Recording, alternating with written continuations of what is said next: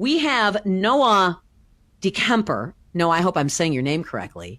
From the Wisconsin exactly. Institute for from the Wisconsin Institute for Law and Liberty, a senior research analyst who's pretty much now answered the question: why should we care so much about this app and its immense popularity in the United States? So I'll ask you to kind of paint the bigger picture, and then we'll dive into some of the details of your report. Yeah, thank you so much for having me on, Vicki. The Wisconsin Institute for Law and Liberty put out this report this week, and we really explain all of the real technological capabilities that this piece of software has, and lots of Americans put it on their phones, and it raises a lot of security concerns, especially in the context of employees of the state government who are, working for the citizens of Wisconsin. So even if I don't have the app, if people who are working with my information at the state of Wisconsin have the app, that could potentially be a security risk to me. We talk a lot about how TikTok's user agreements are, even as written, they are more invasive in collecting data aggressively on users than some of the other social media apps that already have their baseline level of creepiness. TikTok will look at, it'll record what they call voice prints and face prints, all of these biometric indicators. And more research has shown that there's software that enables it to potentially log individual keystrokes when you're on a web browser. And the big concern there is that if some state government employee is using TikTok on a phone and they type their password for a website into something through TikTok, does TikTok now have that password recorded? Right. Is that connected? Is that accessible to the Chinese government, which is where TikTok is headquartered? So there are a lot of really, really strong security concerns here. I want to read from your report, and that is part of the privacy policy in terms of service on the app. It says, and this is what they share with you and you agree to voluntarily.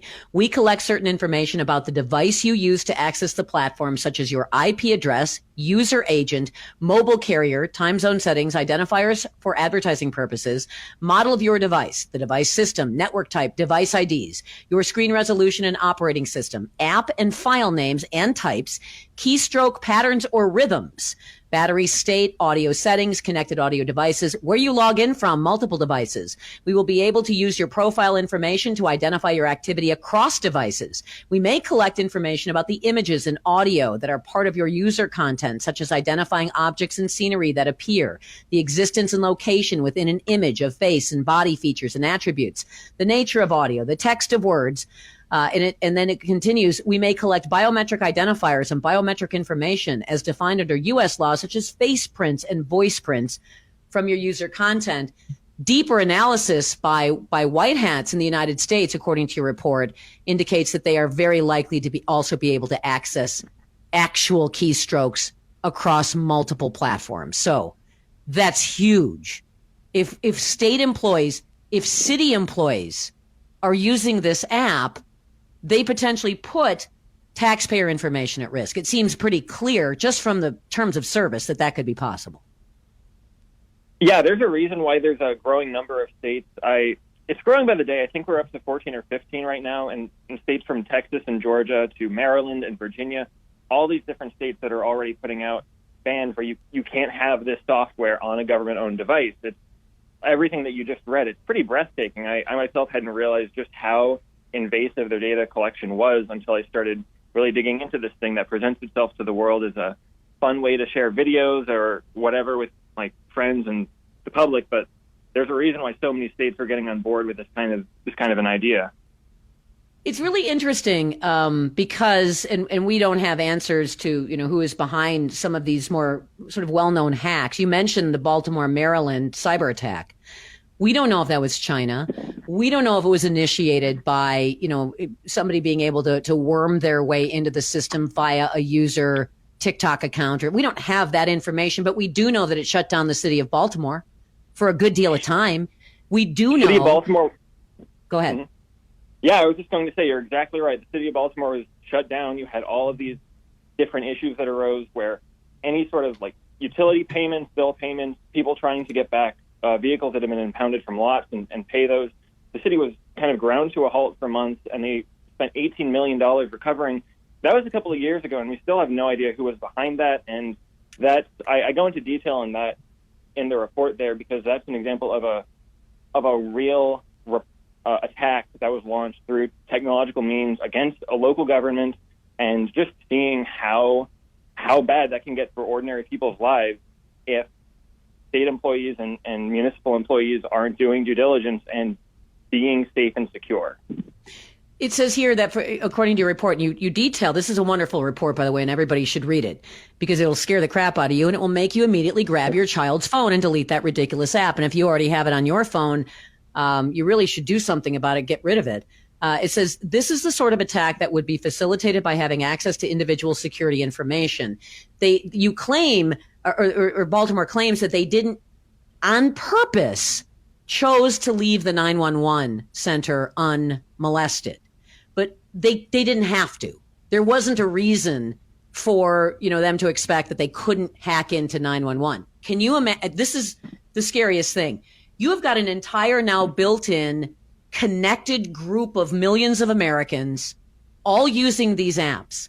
Many of them working in city government, county government, working for law enforcement, FBI, whatever. I mean, if this is something that is in fact accessible by the Chinese government, and they do decide they want to start creating a nightmare, one of the things you can do is simply create a hiccup throughout the entire connected network system that our government and our emergency services rely on. That scares the crap out of me.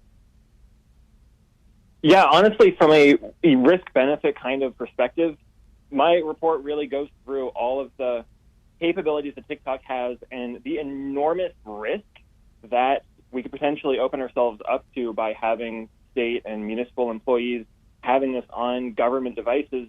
And you remember that the upside to this is all of these silly videos, and that's absolutely not, in my estimation, or I think in the estimation of a lot of reasonable people, worth the risk that it opens everyone up to.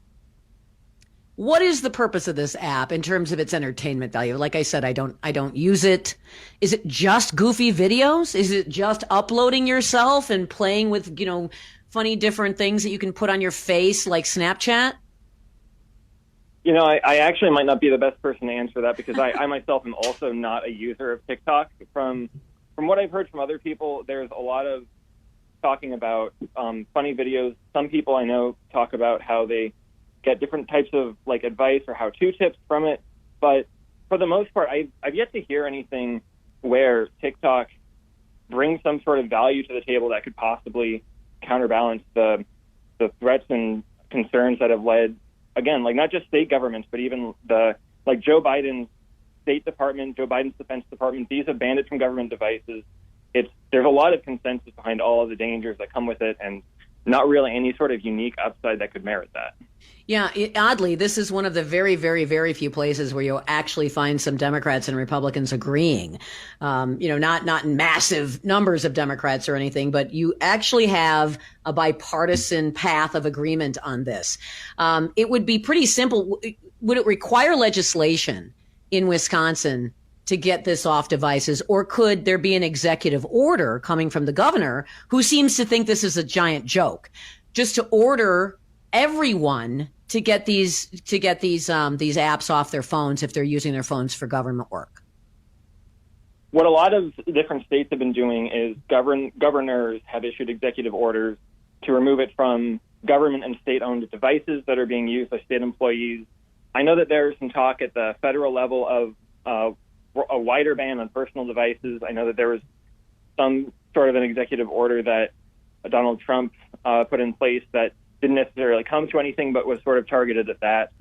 And with this kind of a question, there are a lot of different concerns, from individual rights to foreign policy, and there are concerns about, again, the addiction to tech and social media, and the influence that other forces have on curating and censoring news and people's ideas. So this report spends a lot of time on just, if you have state employees with this on devices, what does that open the citizens of Wisconsin up to? Yeah, a lot.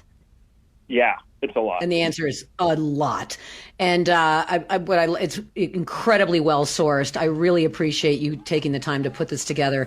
It's available at the Wisconsin Institute for Law and Liberty website. It's just simply called The Mysterious Tick-Tocking Noise, will-law.org.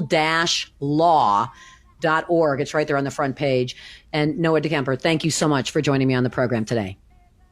Yeah, thank you very much, Vicki. Good to have you. Have a good Christmas.